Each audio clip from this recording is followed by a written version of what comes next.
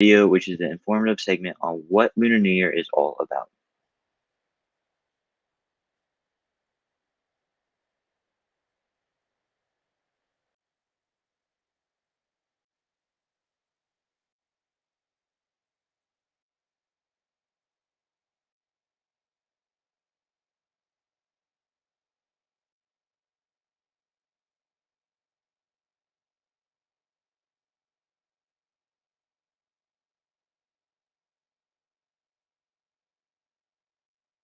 Hey everybody, my name is Kai Vong, and I'm the president of the Asian Pacific Islanders Student Alliance at East High School.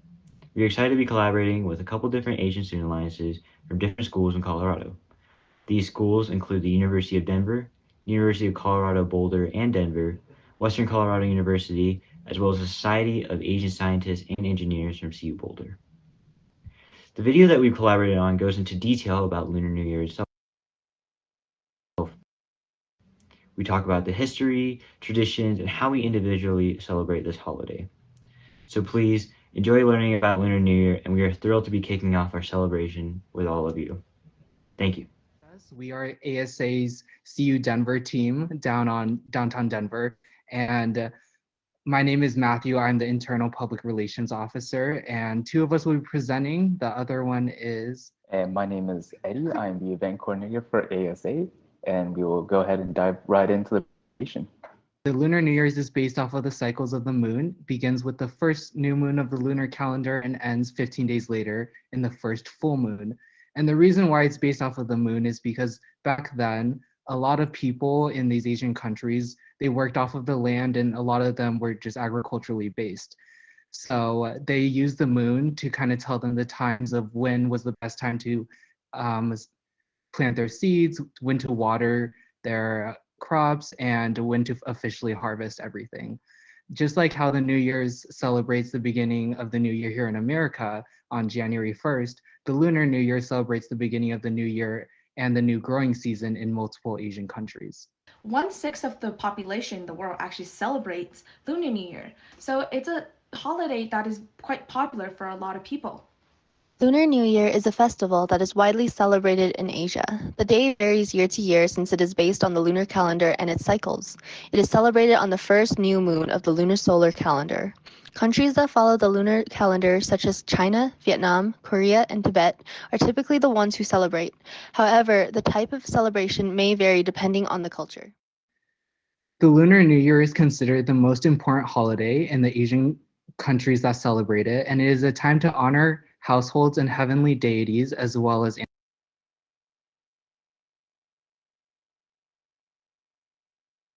ancestors.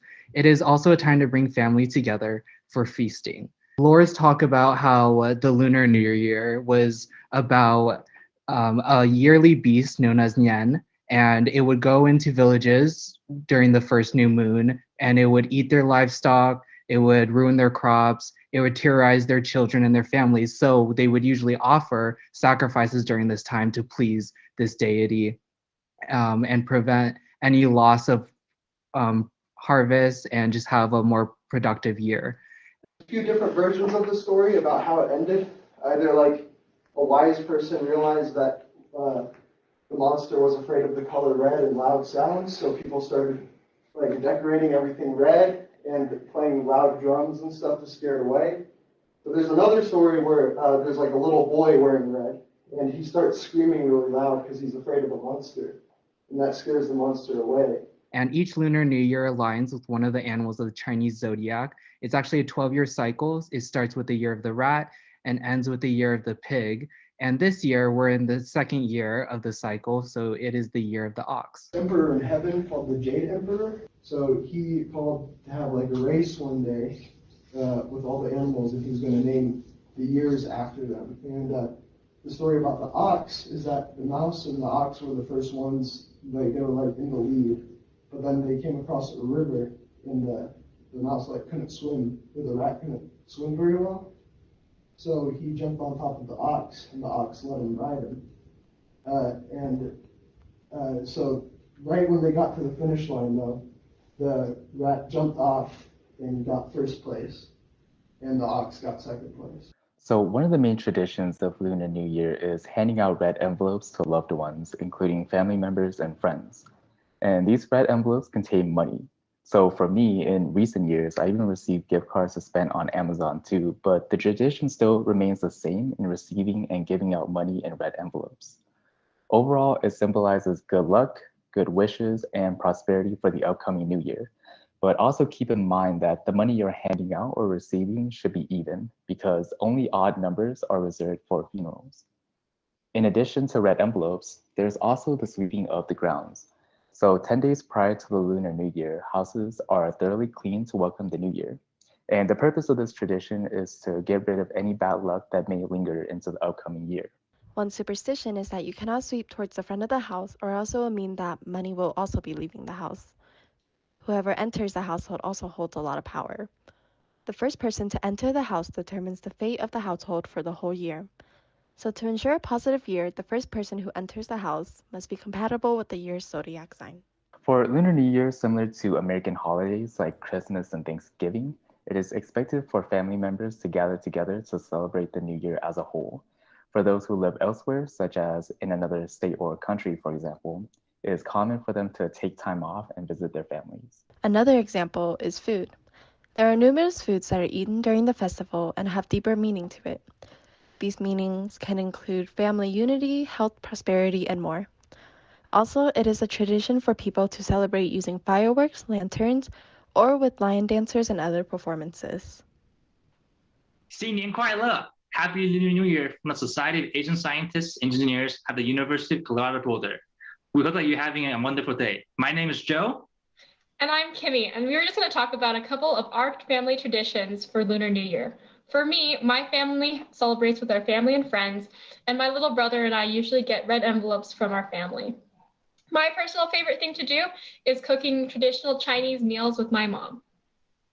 Similar to Kimmy, some of my favorite traditions of New Year has to be the feast with my family and friends, and also the red envelopes I receive.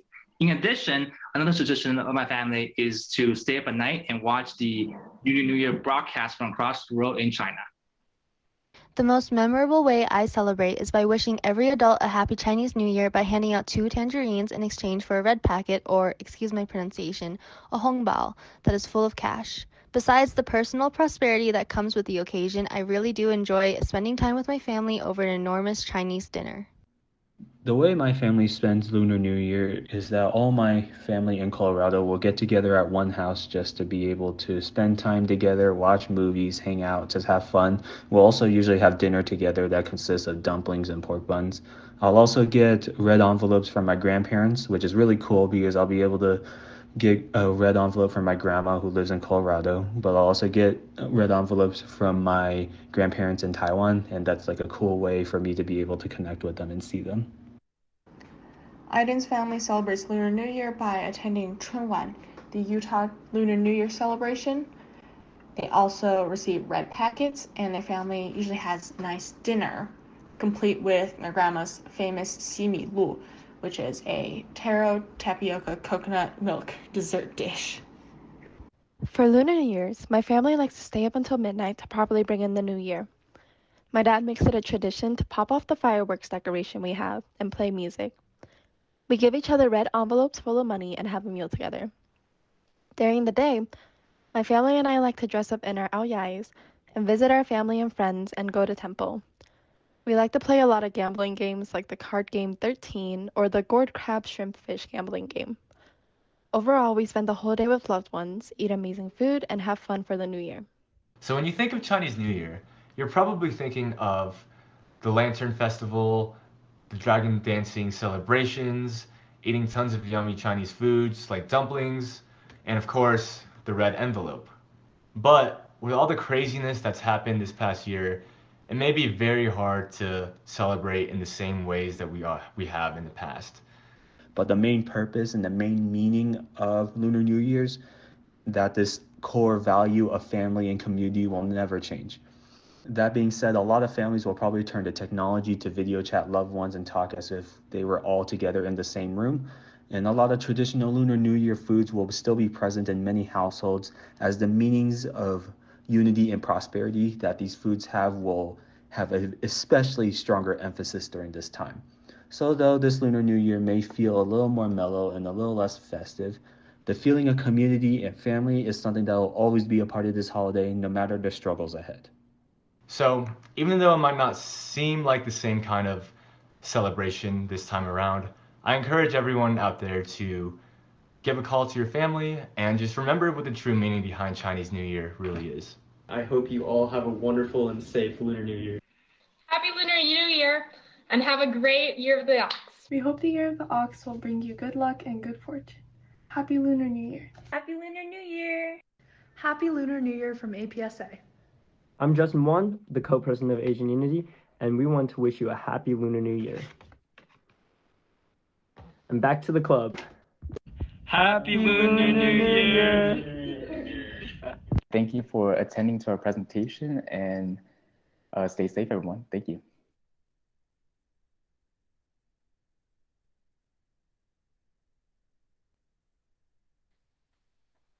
All right. Awesome. So Lunar New Year obviously has a lot of history behind it, and a lot of it's actually really underexplored. This video does give a brief summary on the holiday, but I encourage you all to do a little bit further research on your own. Next up, we have an art piece showcase created by our very own Naomi. She's going to show off her artwork and explain the inspirations behind her work. Take it away, Naomi. All right, let me just take some time to present my slide.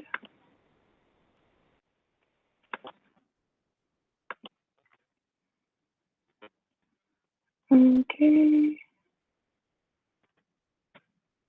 Can you all see this? Let me present this. Okay.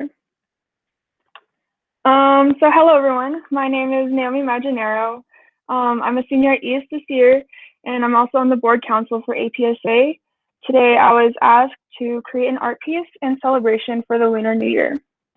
As we bid farewell to the tumultuous year that 2020 was, which was also known as the Year of the Rat, we welcome in the new year with high hopes. In the Chinese calendar, each year is represented by an animal year, followed by an element. As you probably gathered from the art piece, 2021 is the Year of the Ox. The ox is the second animal of the Chinese zodiac, and according to the Chinese lore, the ox can be characterized as hardworking, healing, and being low-key, which might seem weird, but given the anxiety-inducing year that 2020 was, I suppose we all wouldn't mind some normalcy and low-key. The ox's metal elements and earthly association also represents stability and nourishment. It's a stark difference from the Year of the Rat, which can be described as fast, intense, and full of change, which was pretty on brand for the year 2020. Among other things, oxen also symbolize harvest and prosperity. In agricultural societies, oxen were respected and seen as strong because they were essential in having a successful harvest. There's an expression that goes, ox turns heaven and earth, which is from a Chinese idiom. It can be interpreted as a tragic situation that is radically changed or reversed to one's advantage, which is very applicable to this new year. As the Year of the Rat comes to a close, the Year of the Ox continues over to complete us and to bring us to our resolutions. Going back to my art piece, I really aim to encapsulate the oxen symbol of peace and synergy. The ox's flower, lucky flower, is the tulip. So you can see that on the side of the ox. I also incorporated the lucky colors of the year, which are gold and other metallic colors. I believe those the two pictures on the right were from different angles to just show the different shines on the metallic gold paint that I used. Red is another auspicious color that is believed to bring good fortune and scare away any evil spirits. So as we head into this new year, the Year of the Ox, which really signifies honesty, hard work, duty, discipline, and eventually healing and progress. Like oxen plowing in the field, success can be obtained through diligence and conscious effort. Here's to hoping that this Year of the Ox brings us prosperity and fair winds on all our future endeavors. Thank you very much. Sweet. Thank you, Naomi. If you wouldn't mind, we could open up for a couple questions. But that was a really awesome piece of piece of art there. I guess I'll open it up. Just a reminder to everybody, just use the raise hand feature and turn the cameras. But I guess, how long did that take you to do the art piece? This was a work in progress over this week. I think altogether perhaps like 4 hours. I still have like paint on my hands just from last minute touch ups, but thank you very much. Any other questions? Yeah, of course. How big is the art piece? Do you have it like I next to you? can show you right here. So this is the art piece. I closed my blinds earlier just so that there wouldn't be glare, but I hope you can see the metallic gold paint that I used. And so this was a really fun piece. I think the gold really brought it all together, and I enjoyed making all the different details and clouds. I took a lot of inspiration from Chinese art. While I was doing my research, I was looking at different like art styles, and so a lot of that was from that. Sweet. I think Allie raised her hand. So. Allie raised her hand. Yeah, it's really good as per usual. Your art is always amazing. Naomi also worked on our mural at school. She did the Bruce Lee segment, so it's always so elaborate and very good. What are your favorite art mediums to work with? Like, do you normally like painting? Do you normally just like drawing? Like, what's your favorite thing to do?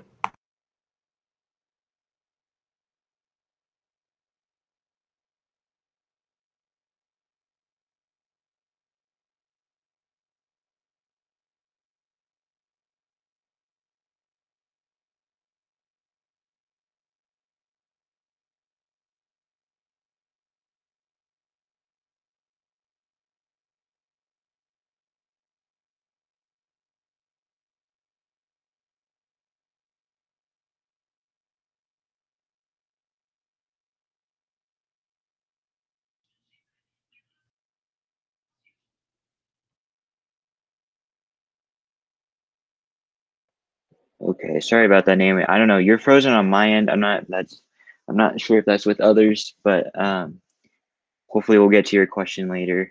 Is there any other questions? Maybe I can queue it up, and then when Naomi comes back, we can. But yeah, any other questions at all? Yeah, Chas. You can. I think she's gonna hop on in a bit, but you could type it maybe, or. Okay.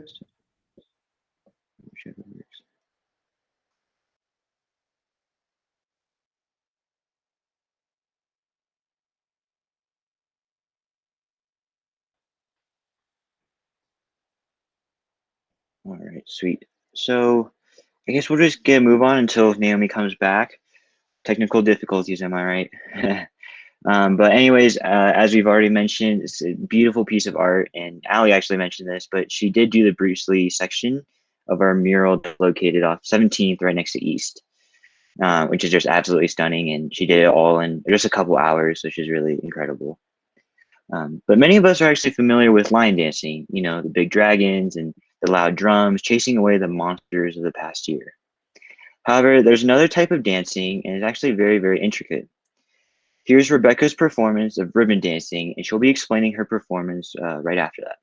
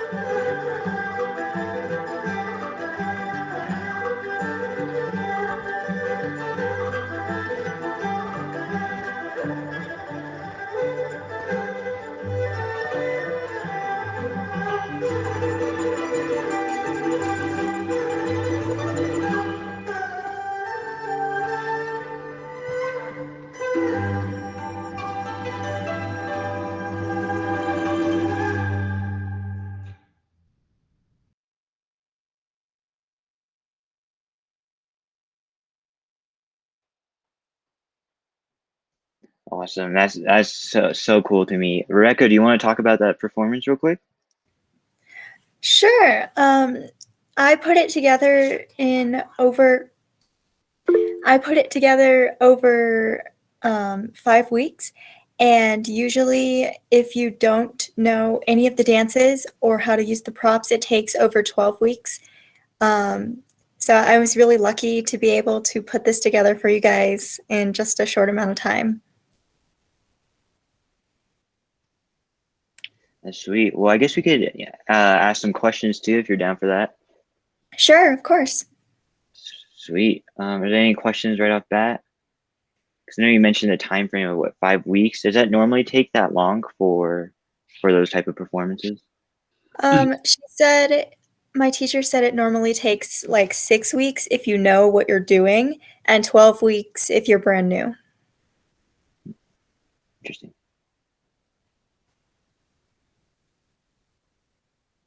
Sweet. Mr. Pham, do you have a question?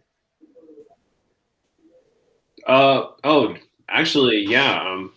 So you mentioned that you had a teacher. Like, did you meet with this teacher regularly to coordinate this choreography?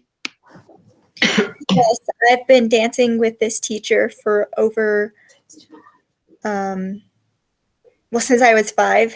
So it's been quite a while, and she was very kind enough to spend an hour of her time after our regular dance class to help me choreograph this dance. Awesome. That's really cool. That is really kind. Dr. Ida, you have a question? Yeah. First of all, that was wonderful. Both you and Naomi, your art was wonderful. And watching the ribbon dance, I've seen it before, and I've always been amazed how flawless it looks. And I didn't realize that when you were saying it takes, for somebody who knows what they're doing, it takes like 5 weeks to perfect it, 6 weeks. What are, just very briefly, what are some of the most difficult things that you have to learn how to do to make it look that good? Because it was beautiful. Yeah, it all comes down to practice, just always practicing and getting in touch with the music. My teacher stressed that I was too worried about focusing on the movements rather than getting in touch with the music. And so when she told me that, that really helped me just kind of perfect things and make it more smooth. Thank you. Mm-hmm. Sweet. Allie, do you have a question? Yeah, just real quick, Rebecca, who do you dance for, and like, what is some of the what are some of the like prominent performances that she's done? I dance for Christina Ye, and she started off in ballet, but then she moved to more traditional Chinese dances. So the ribbon dance is very popular, and she tries to make sure that our dances are traditional. There is a dance called the cup dance that my group did, and it originates from the Miao minority, MAO, of China. So she really tries to make sure that all of our dances are very traditional and fit in with the culture.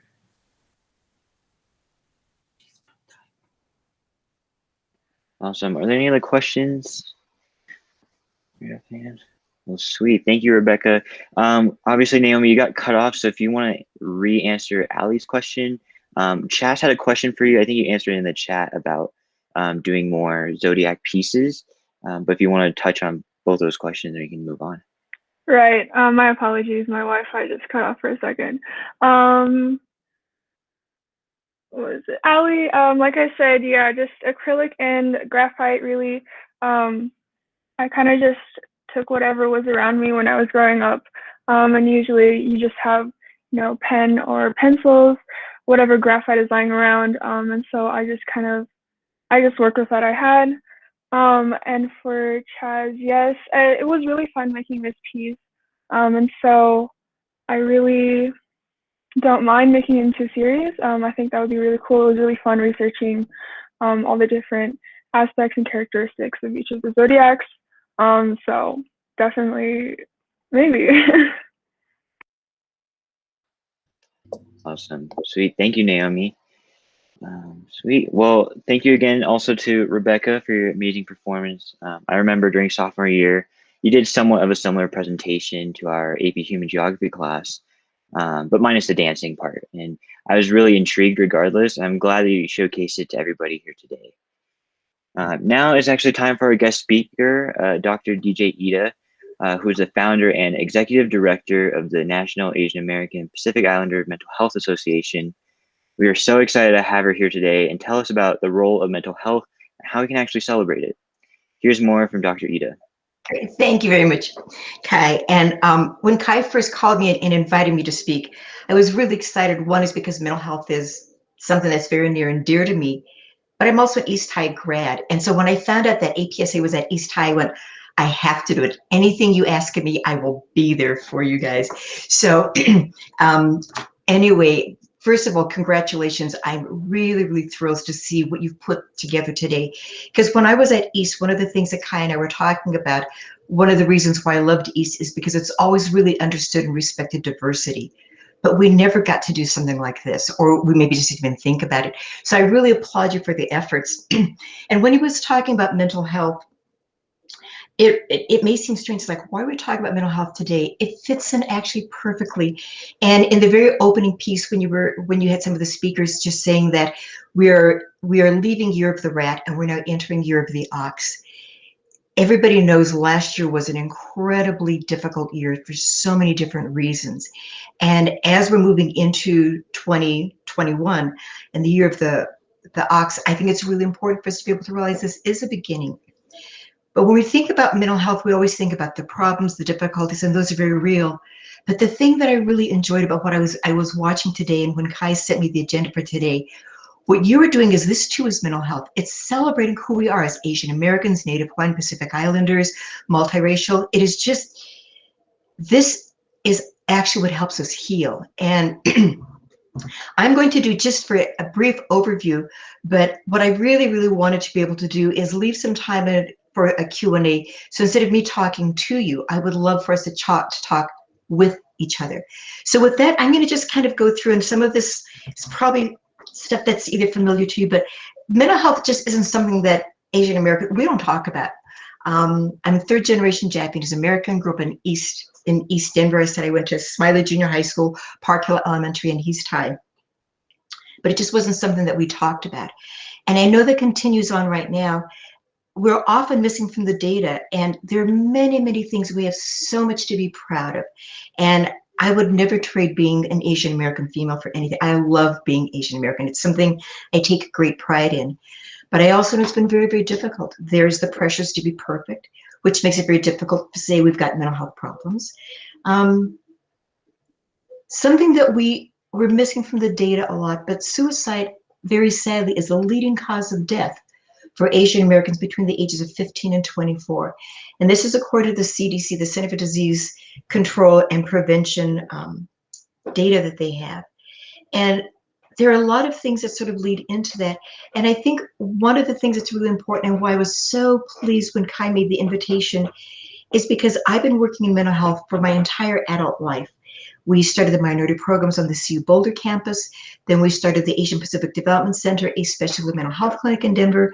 And then we turned to developing NAPIMA. Because the thing that has been a real joy for me, and that includes activities like today, is working directly with the community to say we shouldn't be afraid to talk about mental health. And in fact, when we talk about mental health, then it helps us heal. But there's also ways for us to celebrate. When I was watching the very beginning, you were talking about eating.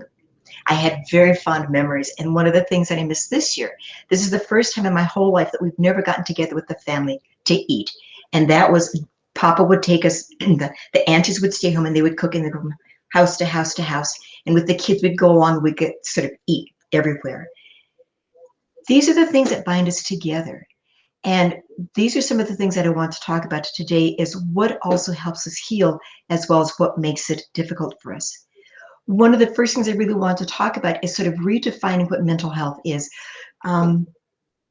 I am going to sort of open it up in a little bit. I'm going to want you to think about this, and I want you to tell me, when you think about mental health, what's the first thing that comes to mind? So think about that one. And the second question I want to ask for each of you, what are the things that help you heal? Where do you find your supports, and what are the things that make you feel good? Because this is what I think is really, really critical about this. And one of the things I want to share with you very, very briefly, and I do want to open it up, and I told Kai I didn't want to do a formal discussion. One, you guys might just sort of turn off and not want to listen, but it is really, really important. But one of the other things that I want to tell you about is NAPIMA, which again stands for the National Asian American Pacific Island Mental Health Association. We started a new project last year, and it's called Asians in Focus. And we started Asians in Focus as a response to the anti-Asian sentiment that we're seeing around the country. When people were saying things like, oh, you guys are responsible for the Kung flu, the China virus. And we were very, very sadly seeing the rise in anti-Asian sentiment. There was the growing, the Black Lives Matter movement, which was absolutely critical. And I was really proud to see that Asians were supporting that. But it's also how others need to support what we are going through. So when we started the Asians in Focus project, it was a way for us to claim who we are and to tell our stories during the time of 2020, the COVID-19 and everything.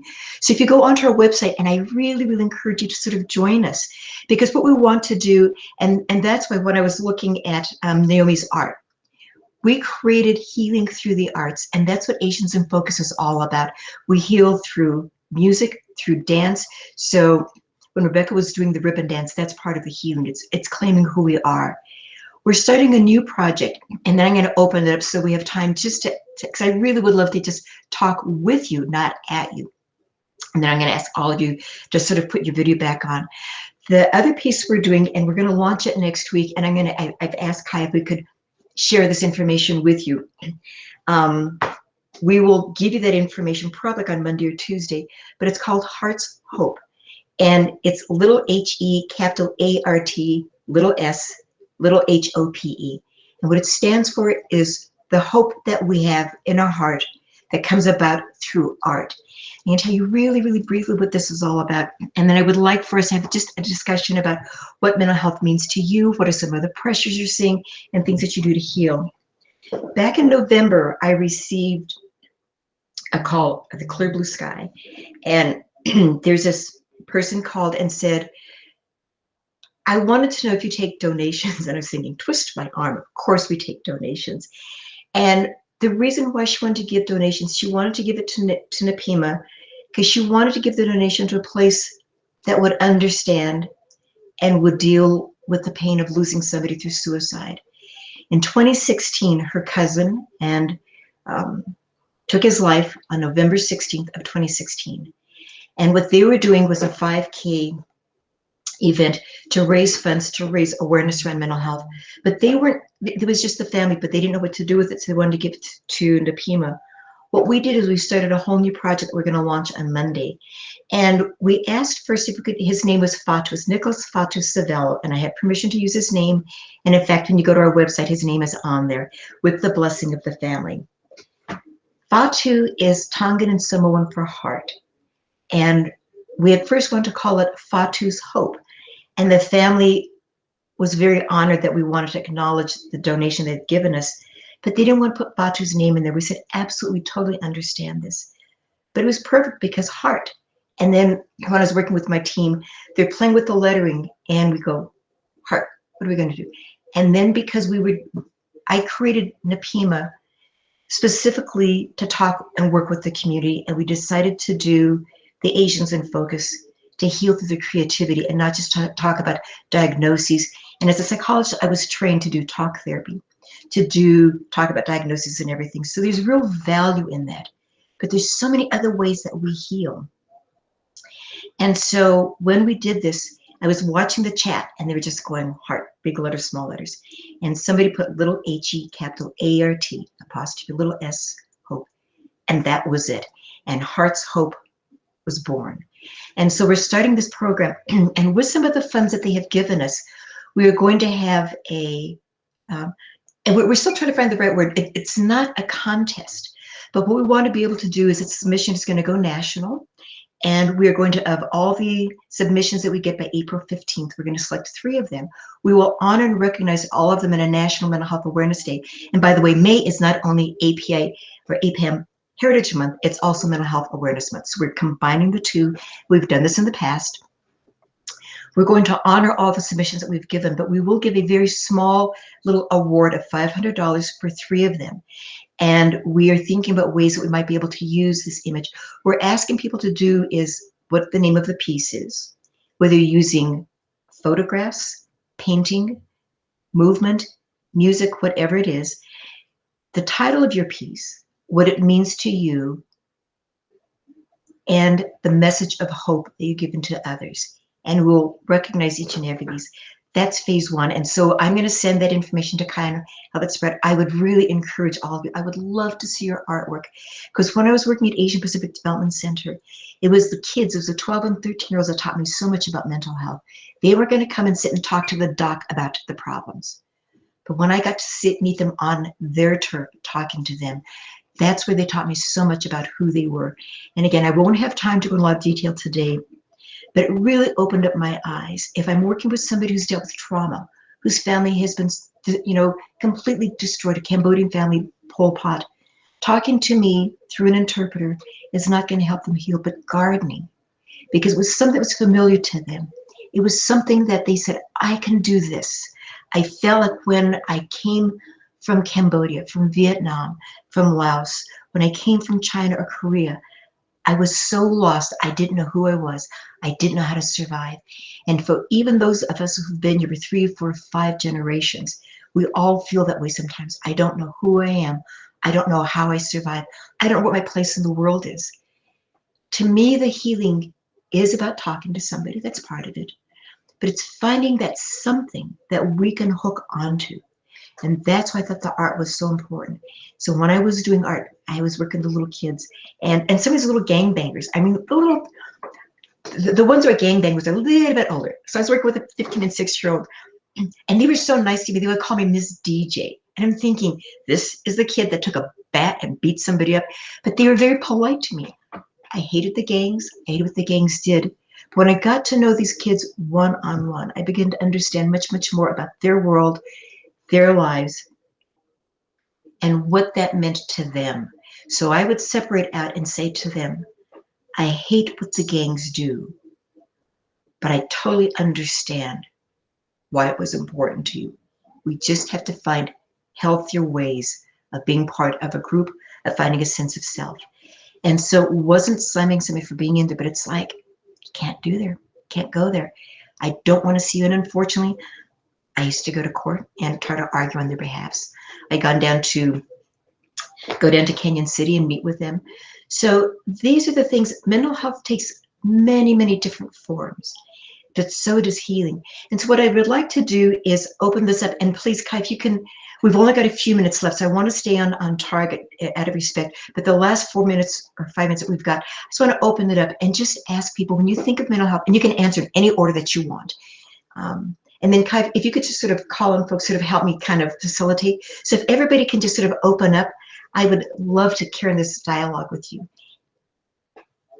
So I'll just give a second and also put in the chat, but Tong, if you. Yeah, Mr. Pham. Hey there. I think mental health is extremely misunderstood by the greater community and is often carries this negative stigma, and it really doesn't need to be at all. I completely agree with you. And I think that's one of the most important things we can do is just to redefine what mental health is. I always tell people, if you're living, eating, or breathing, mental health will play a part of your life in one way or another. And as horrible as the pandemic has been, one of the best things it did, it brought mental health into our living rooms every single night. It happens to everybody. It's a normal response to events in our life. And I couldn't agree with you more. It's absolutely that it's a taboo. And when we understand what mental health is, and what it is not, then we bring it out of the shadows. Anybody else, any other comments or questions? Yeah, Allie. Yeah, sorry, I know I'm talking a lot, but yeah, I think just being in APSA and like helping to run the club at school, just having a place to be with people who look like you and go through similar experiences as you is especially important, mostly for, well, just like regardless of what group you're in, mostly for minorities and people of color at East is what I'm talking about. But it's just so important to be able to be around people who look like you and go through the same things as you. And I think that friendly support system is like a huge part in what has made me like so happy during COVID and just like all throughout high school. Yeah. And again, what you're talking about, that sense of connection, as social beings, we come into this world being connected. And when those connections are lost, for whatever reasons, it's really, really painful. And so again, that how we find those connections and ways we talk to each other. We've actually started a campaign that friends do, with a capital D-O, do make a difference. So it's important to be able to, and it's important to know and to not ever be afraid to talk to somebody who is trained as a counselor. You've got counselors at East High School. They are valuable resources. Please, please, please use that. But don't underestimate the value of friends and being able to just talk to each other. And that's one of the things that I would love maybe beyond today is to figure out ways, if you know, and if you're doing this, maybe support what's already going on, because I know that there are efforts that are there, but ways that we could just sort of create an environment so we can talk about friends do make a difference and what do you do. And so you can be a friend, but again, it's really valuable to know that there are times like, no, you go to somebody who's trained and you'll let them really take you through a crisis. But sometimes just being that can prevent a crisis. We know what to do. Yeah. Any other comments or thoughts? And I really appreciate these comments very much. And I think, Mr. Pham, I think you had done a presentation recently, and I was really sorry that I wasn't. I think you were. Who was kind? I have to ask you. There was somebody that was doing a presentation. Who was doing the presentation? It might have been Mr. Hernandez when we were doing our focus group. Yeah, that's what it was. Never mind. So, but yeah. No worries.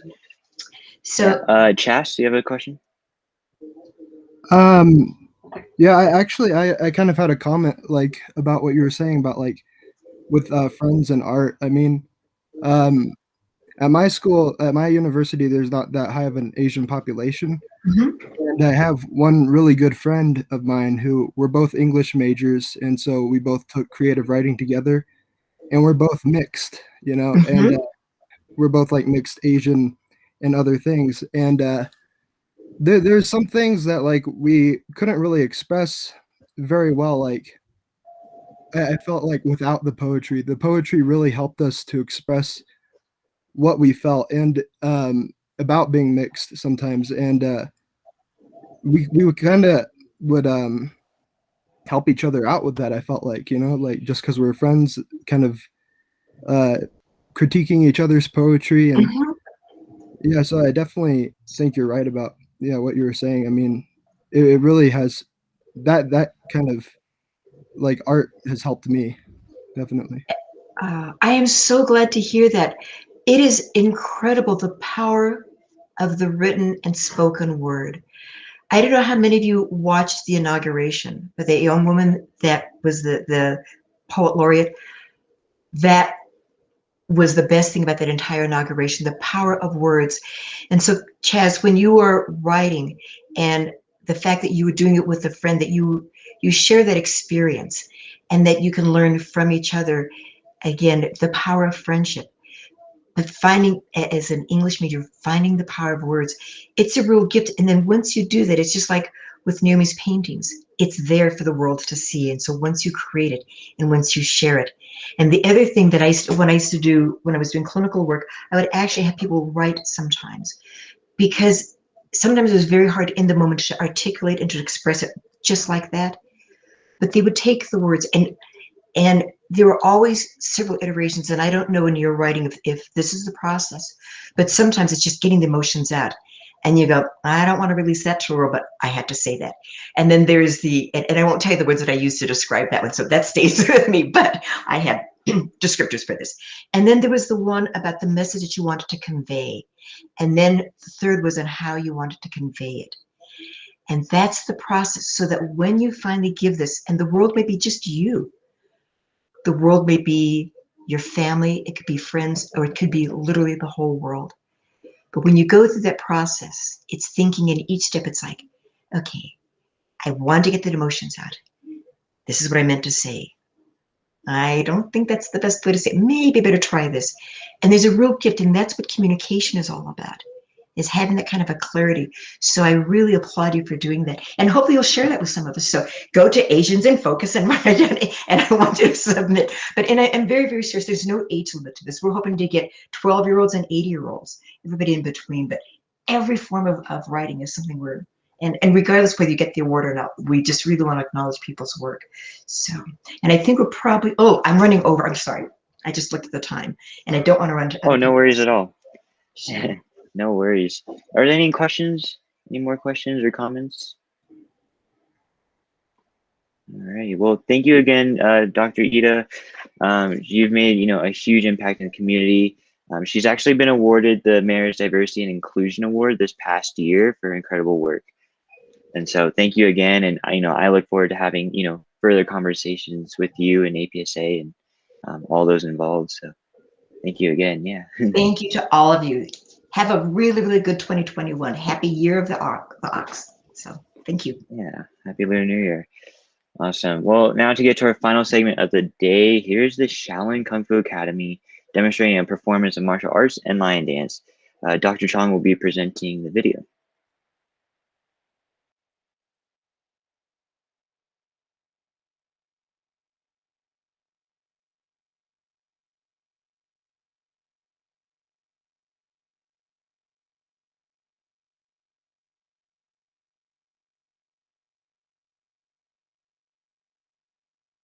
Is that presenting now?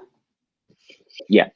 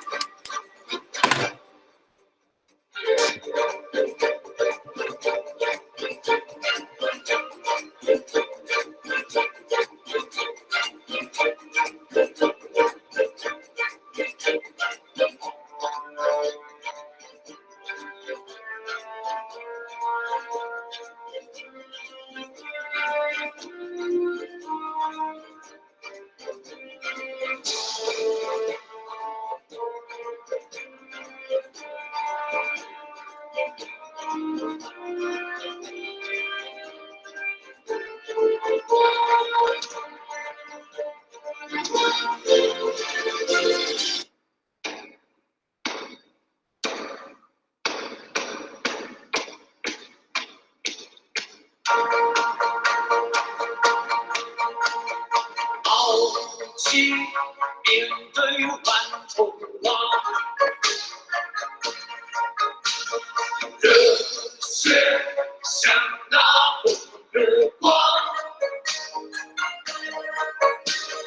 但是天大不如天高，修建在天朝，眼光万里长。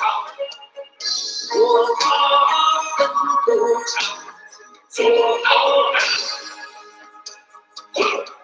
做个好汉子，每天要自强，热血男儿汉，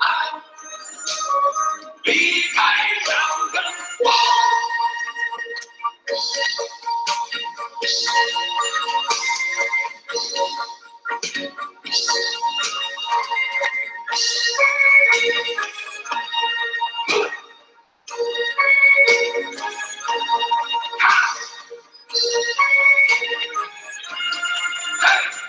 让海天为我接能量，去开天辟地，为我理想去闯。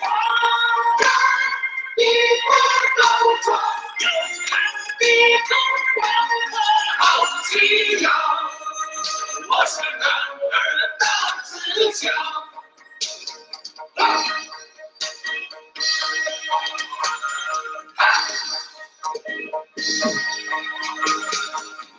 不听求大家做栋梁，做好汉，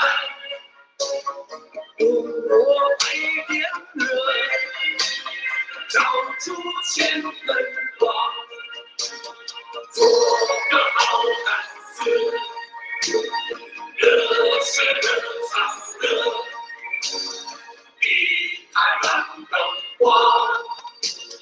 做个好汉子，热血热肠热，离开蓝灯光。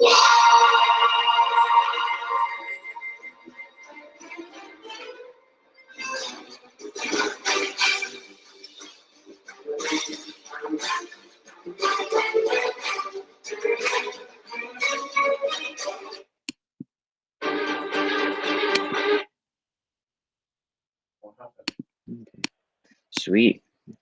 It always amazes me how coordinated they are and how much practice they have to do in order to get everything right. But we're really excited. This is our second year working together. For those of you who remember that last year, they did the line dance performance for our event. Now we'll see an actual individual performer and later hear from Wei Yao. He is a performer with the Shaolin Kung Fu Academy and will give us an opportunity to stick around and ask some questions. So here is Wei Yao's performance. 无论是叫我很痛，我都很向往山门外的天空。还在南方等我下山的我的人叫小龙。手于是太极拳，右手一伸在身前，早快这招叫气血，走进风飞燕。我骑骑马里高天，一身正气看人间，出马让我心愿，老师傅再见。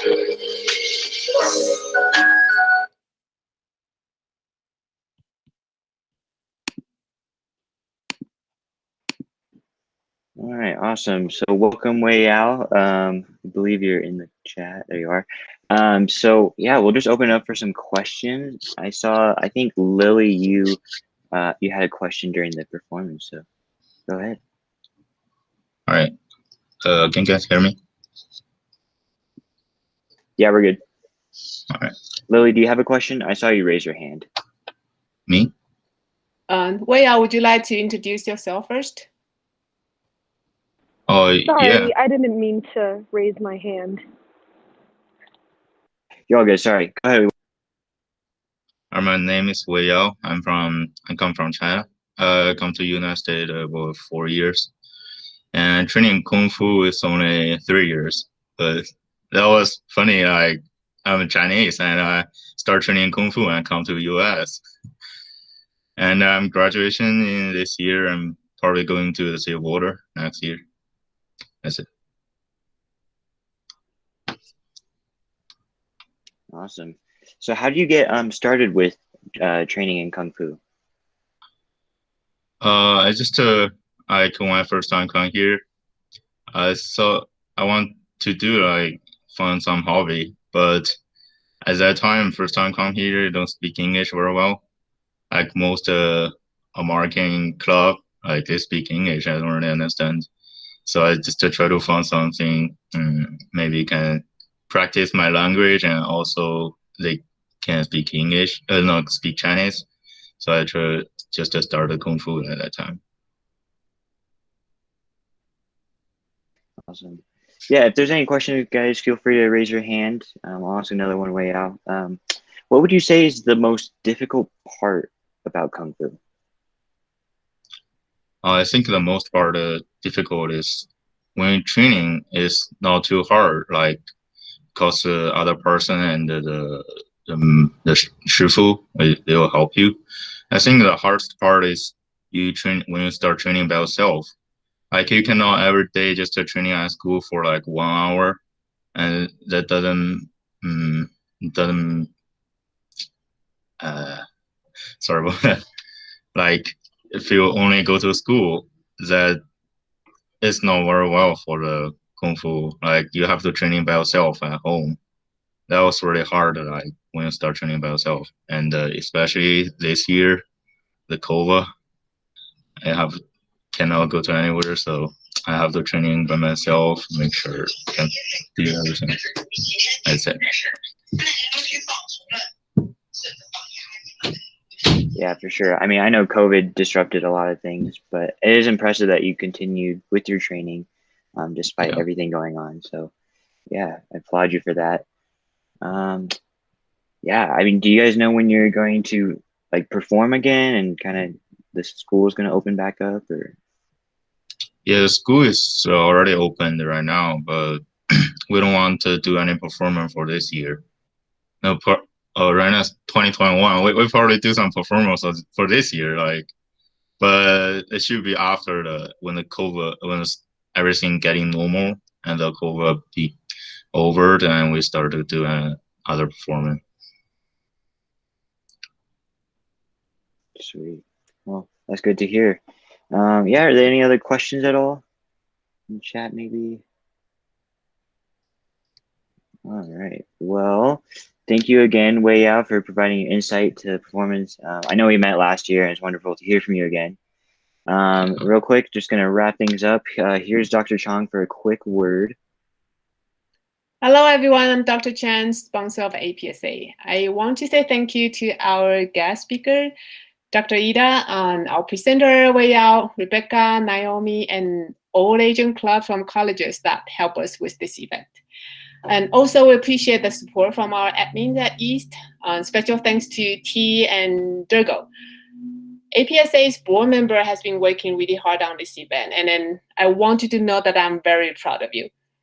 And of course, I want to say thank you to everyone for coming to celebrate with us. I also see some teachers come here to support us as well. 新年快乐, Happy New Year. Okay, back to you, Kai. Awesome. Yeah, I mean, that concludes our event, everyone. Similar to Dr. Chong, I just want to say a huge thank you to our student performers, Dr. Ida and the Shaolin Kung Fu Academy, as well as Wei Yao. I will also want to say a big thank you to all of the Asian Student Alliances and student organizations that we collaborated with. It's so cool seeing the community come together during a time when we're kind of apart, I look forward to continuing working together with these schools in the future. I'd also like to thank all the student alliances and student organizations at East High School. Recently, we've made it an effort to kind of work together and try and make East a more equitable place. And so I look forward to also continuing that effort with all of you guys. Last but not least, I also want to thank all of you all for coming to today's event. We hope you enjoyed it as much as I did. And if you'd like to learn more about APSA and anything we talked about, feel free to reach out to me or Dr. Chong. If you're an East student or staff member, feel free to come to our meetings. It takes place every Tuesday at lunch starting at 11:30. So just reach out for any of that information, and we'll see you around. Happy Lunar New Year, everybody. Bye for now. Stay safe, everyone. Thank you. Thanks, everyone. Thank you, Greta. Thank you. Thank you.